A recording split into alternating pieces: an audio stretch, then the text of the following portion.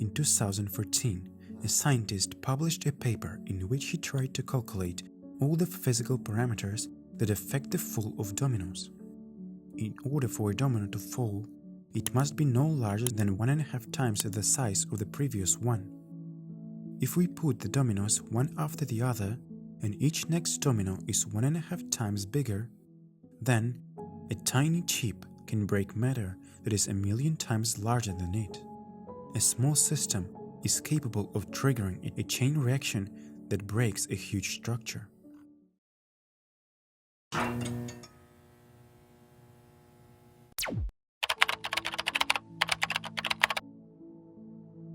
I was thinking about whether to make this video, because the principle we are going to talk about is very simple. It is too obvious, and it is very difficult not to notice it. Principle that underlies the acquisition of any power, resources and money. But I see that despite its obviousness, people do not understand this principle and cannot take advantage of the opportunities that are opening to them. Let's look at the most successful people who demonstrate mega success. About 70% of all mega rich people started with almost nothing. Today, these people run structures that are not even able to fit in their minds. These people, even if they tried, could not understand the entire structure of their corporation, because these corporations are simply too big. But despite this, they can manage these corporations. And these people can literally put pressure on the state. Mega rich people can change the ideologies of entire nations by communicating with somebody. That is, they can overturn systems that are simply unimaginably bigger than themselves. And how it is possible? These people don't really do anything unusual. They do almost the same thing as all other people, but every action they take is always a lever. Their actions multiply their power. Their actions are not linear. I will give you a simple example. You come to the gym and you can bench press 200 pounds, for example. If you go to the gym regularly, you will improve your results. Your results will grow in this way. At first, you will be able to progress quite quickly, and then it will be harder to press each additional pound. However, no matter how much you train, you will not bench press 2,000 pounds in your lifetime, because it is beyond human capabilities at this stage of evolution. What does a smart person do? Realizing that he or she will not be able to bench press or lift 200 pounds, he or she comes up with a lever or technology that will help to do it. You have such levers in your life too. These are those dominoes that you can drop to make a 1.5 times bigger chip.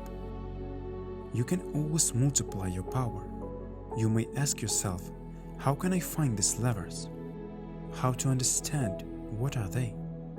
Well, the answer is very simple. Take an action that you can implement in the near future and that will make everything easier. I will give you a couple of examples. I spent a lot of time finding the material for this video, studying it and showing it to you. You get the same amount of useful information, but you spend a shorter amount of time on it. Using the lever, you move to the next level, because now you have more experience and knowledge. You decide to try making your own business. You have realized it, but you have no customers. You can just offer your product to people alone and develop your business very slowly. But you have many levers in front of you. You can use your contacts from family or friends. You can order advertising. You can create relevant social media accounts and promote your product in them. Each of these actions will multiply your results.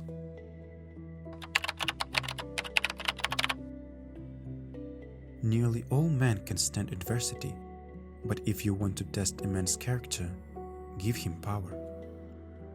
Up to this point, I have been talking about how any person can gain power. However, I did not talk about those who became a king or a politician. I have not talked about those who have ruled or are ruling an entire country. This is a completely different form of power, because it depends not only on a person's actions, but also on his or her character, intelligence, oratory, and connections. After all, the fact that this person will have power or not depends on the choice of people. In today's world, it is considered that people should choose those who are most willing to come to power. However, I think this is wrong. People should choose those who are ready to give up power easily, both before and after they get it. For example, I will give you Aragorn from The Lord of the Rings. He is a perfect example of proper self-control. He knows that thirst for power has destroyed some of his ancestors, who cursed the race of men. He knows that he has the same blood in his veins, and he can also be tempted by power and become a tyrant. That is why he refused to take power. He does not want to rule if he cannot rule fairly. A fair king is a conductor of the law, not its source. This is the kind of king who should rule. The role of the soulmate is extremely important in our world. Arwen is Aragorn's inspiration. She convinces him that he is strong enough to deal with his weakness.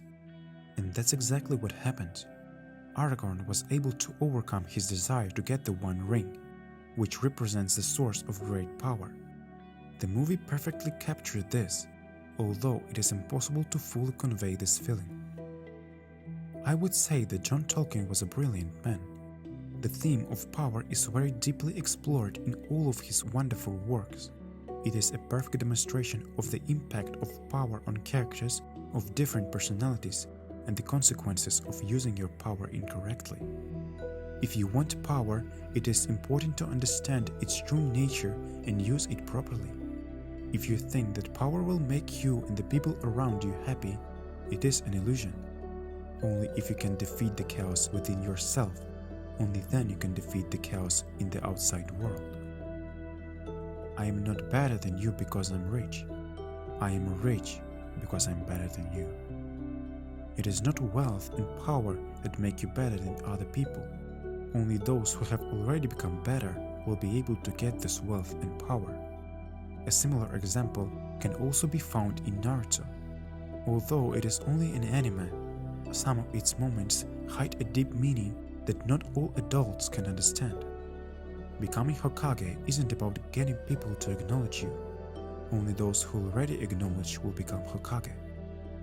Only people of strong character who have made certain efforts to gain power, who understand its essence, who have restored their attitude to it, will be able to use this power properly and create order.